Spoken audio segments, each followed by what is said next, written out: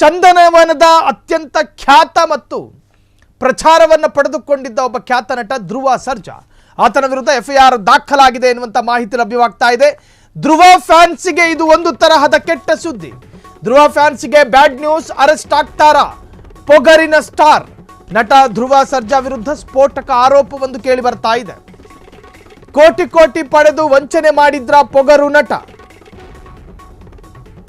ಮುಂಬೈನ ಅಂಬೋಲಿ ಠಾಣೆಯಲ್ಲಿ, ಇದು ಕರ್ನಾಟಕದಲ್ಲಿ ದಾಖಲಾಗಿರೋ ಕೇಸ್ ಅಲ್ಲ, ಮುಂಬೈನ ಅಂಬೋಲಿ ಠಾಣೆಯಲ್ಲಿ ಎಫ್ಐಆರ್ ದಾಖಲಾಗಿದೆ. ಜಗ್ಗು ದಾದಾ ಸಿನಿಮಾ ನಿರ್ದೇಶಕರಿಂದ ದೂರು, ಎಫ್ಐಆರ್ ಕೂಡ ದಾಖಲಾಗಿರುವಂತಹದ್ದು. 3.25 ಕೋಟಿ ಪಡೆದು ವಂಚನೆ ಮಾಡಿದ್ದಾರೆ ಎಂದು ರಾಘವೇಂದ್ರ ಹೆಗಡೆ ಆರೋಪ ಮಾಡಿದ್ದಾರೆ. ಈ ಬೆನ್ನಲ್ಲೇ ಮುಂಬೈನ ಅಂಬೋಲಿ ಪೊಲೀಸರಿಂದ ಎಫ್ಐಆರ್ ಕೂಡ ದಾಖಲಾಗಿತ್ತು. ಧ್ರುವ ಫ್ಯಾನ್ಸಿಗೆ ಬ್ಯಾಡ್ ನ್ಯೂಸ್. ಅರೆಸ್ಟ್ ಆಗ್ತಾರಾ ಪೊಗರು ಸ್ಟಾರ್. ಧ್ರುವ ಇತ್ತೀಚೆಗೆ ಸ್ಯಾಂಡಲ್ವುಡ್ನಲ್ಲಿ ಒಂದು ಸ್ವಲ್ಪ ಪ್ರಚಾರವನ್ನು ಪಡೆದಿರತಕ್ಕಂತಹ ನಟ.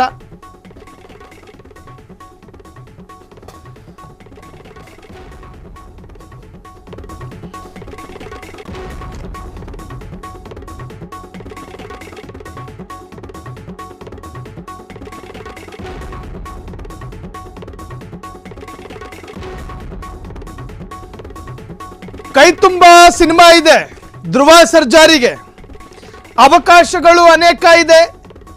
ಕನ್ನಡದಲ್ಲಿ ಲಕ್ಷಾಂತರ ಅಭಿಮಾನಿಗಳನ್ನು ಕೂಡ ಗಿಟ್ಟಿಸಿಕೊಂಡ ಒಬ್ಬ ನಟ.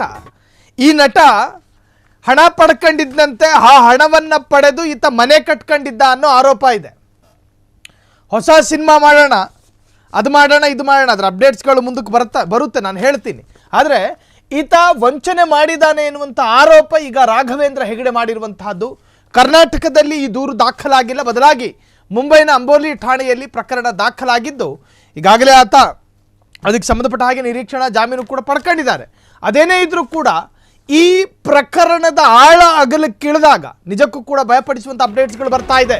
ಸಿನಿಮಾ ಮಾಡಿಕೊಡ್ತೀನಿ ಎಂದು ಹಣ ಪಡೆದು ವಂಚನೆ ಮಾಡಿದ್ದ ಆರೋಪ ಧ್ರುವ ಸರ್ಜರ ವಿರುದ್ಧ. ಮುಂಬೈನಲ್ಲಿ ಎಫ್ಐಆರ್. ಅರೆಸ್ಟ್ ಆಗ್ತಾರಾ ಹಾಗಾದ್ರೆ ನಟ ಧ್ರುವ ಸರ್ಜಾ? ಇಲ್ಲ, ಧ್ರುವ ಸರ್ಜಾ ಅಭಿಮಾನಿಗಳು ಆತಂಕಗೊಳ್ಳಬೇಕಿಲ್ಲ. ಗಲಿಬಿಲಿ ಬೇಡ, ಗಡಿಬಿಡಿ ಬೇಡ. ಸದ್ಯ ಪ್ರಕರಣಕ್ಕೆ ಸಂಬಂಧಪಟ್ಟ ಹಾಗೆ ನಿರೀಕ್ಷಣಾ ಜಾಮೀನು ಪಡೆದಿರುವ ಧ್ರುವ ಸರ್ಜಾ ನಿಮ್ಮ ನಟ ಎಲ್ಲಿಗೂ ಹೋಗೋದಿಲ್ಲ. ಹೀಗಾಗಿ ಧ್ರುವ ಸರ್ಜಾ ಫ್ಯಾನ್ಸ್ ಆತಂಕಕ್ಕೆ ಒಳಗಾಗಬೇಕಿಲ್ಲ. ಧ್ರುವ ಸರ್ಜಾರನ್ನ ಪೊಲೀಸರು ಅರೆಸ್ಟ್ ಮಾಡೋದಿಲ್ಲ.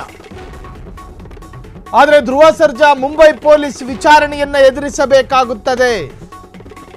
ಸಿನಿಮಾ ಮಾಡಿ ಕೊಡ್ತೀನಿ ಎಂದು ಹಣ ಪಡೆದು ವಂಚನೆ ಮಾಡಿರ್ತಕ್ಕಂತಹ ಆರೋಪ ಮುಂಬೈ ಪೊಲೀಸರು ವಿಚಾರಣೆಗೆ ಕರೆದಾಗ ಹೋಗಿ ಹಾಜರಾಗಲೇಬೇಕು.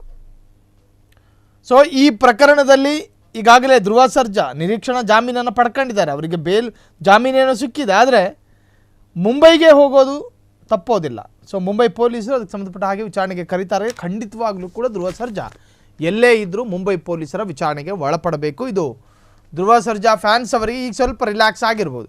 ನಮ್ಮ ನಟ, ನಮ್ಮ ಹೀರೋ, ನಮ್ಮ ರಾಜ ಅರೆಸ್ಟ್ ಆಗಿಬಿಡ್ತಾರಾ ಅನ್ನೋ ಆತಂಕ, ಗಲಿಬಿಲಿ, ಗಾಬರಿ ಎಲ್ಲವೂ ಕೂಡ ಇದ್ದಿರ್ಬೋದು.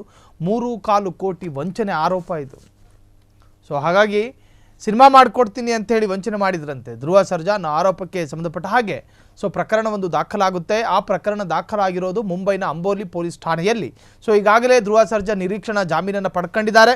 ಆದರೂ ಕೂಡ ಪೊಲೀಸರ ವಿಚಾರಣೆಗೆ ಒಳಪಡಬೇಕಾಗಿ ಬರುತ್ತೆ.